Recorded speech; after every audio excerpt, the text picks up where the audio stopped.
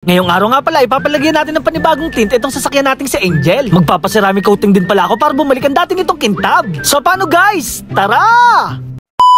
Kaya naman isang araw, dahil maganda nga pala ang panahon, tayo nga pala ay may pupuntahan. Dahil napakalaki ng pakinabang natin kay Angel, siya nga pala ay ating ililibre. Napansin ko kasi sa ating sasakyan na hindi na siya gaano makintab. Nabalitaan ko kasi na mayroon daw mga shop na nagpapakintab ng mga sasakyan. Affordable daw ang presyo nito at may free na ring tint. Kailangan ko kasi na medyo dark pa dito para kahit papano ay may privacy. Noong isang araw ko pa sana balak pumunta dun sa sinasabi kong shop. Ilang araw na rin kasi umuulan dito sa aming lugar at ngayon lang sumikat ang araw. Masasayang lang ang ceramic coating natin kapag ito ay nabasa agad. Ilang saglit pa nga ay nandito na tayo sa protector and window tint. Nakakatuwa nga dito dahil pagpasok ko pa lang ay para na tayong VIP. Syempre baka protector and window tint yan. Napaka-handsome nga pala ng may-ari dito dahil napakaaga niyang pumasok. Agad nga sinukatan itong ating bintana. Medyo komplikado daw ang ganitong klaseng trabaho. Kapag magtatabas daw sila nito ay kailangan sukat na sukat para hindi masayang at malugi sa materyales. Madali nga nilang nabaklas itong mga lumang tint. Gumagamit nga pala sila ng pang-steam para mabilis mabaklas. Kung pagmamasdan nga ay parang napakadali lang na kanilang ginagawa. Kung hindi daw sila mag-iingat ay baka masugatan ng salamin ng kanilang customer. Hindi nga pala ako dito nakakaramdam ng init dahil naka-fully air condition sila. Meron din silang waiting area na kung saan ay pwede ka magkape. Kailangan lang natin magpaalam sa may-ari baka tayo pagalitan.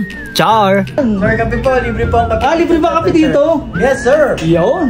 Ang kaso lang guys, wala dito yung paborito nating Kopi Ko Blanca. Kopi Ko at Great Taste lang ang nandito kaya wala na akong choice. Libre na nga rin pala dito ang malamig at mainit na tubig. Bibiruin ko pa sana ang may-ari kung pwede tumambay dito kahit walang pinapagawa. Itong isang tauhan nga nila ay mayroon na agad hawak na tip box. Baka daw kasi tumakbo ang customer na walang nilalagay na tip.